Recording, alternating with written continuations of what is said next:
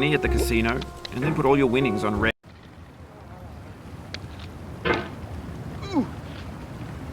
There's no feeling more intense than starting over. If you deleted your homework the day before it was due, as I have, or if you left your wallet at home and you have to go back after spending an hour in the commute. If you won some money at the casino and then put all your winnings on red but it came up black. If you got your best shirt dry cleaned before a wedding and then immediately dropped food on it. If you won an argument with a friend and then later discovered that they just returned to their original view. Starting over is harder than starting up. If you're not ready for that, like if you've already had a bad day, then what you're about to go through might be too much. Feel free to go away and come back. I'll be here. Alright, thanks for coming with me on this trip. I'll understand if you have to take a break at any point.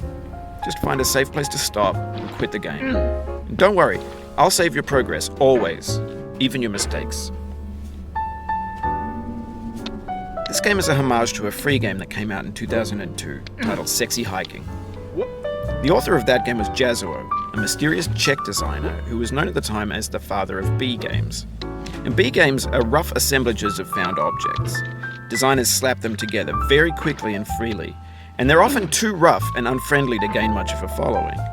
They're built more for the joy of building them than as polished products.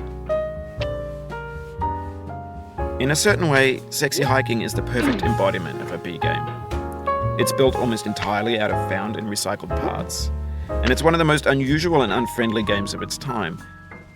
In it, your task is simply to drag yourself up a mountain with a hammer.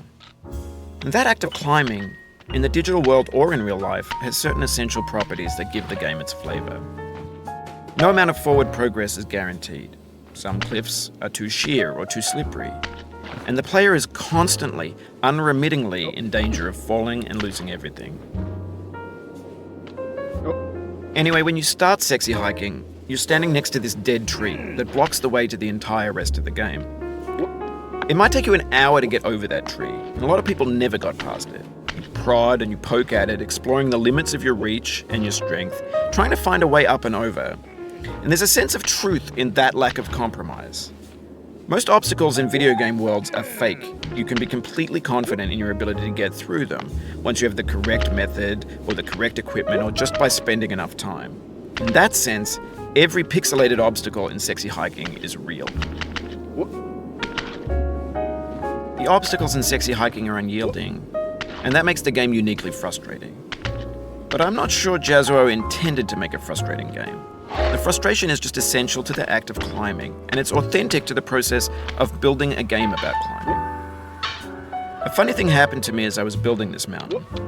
I'd have an idea for a new obstacle, and I'd build it, test it, and it would usually turn out to be unreasonably hard. But I couldn't bring myself to make it easier. It already felt like my inability to get past the new obstacle was my fault as a player rather than as a builder. Imaginary mountains build themselves from our efforts to climb them, and it's our repeated attempts to reach the summit that turns those mountains into something real. When you're building a video game world, you're building with ideas, and that can be like working with quickset cement.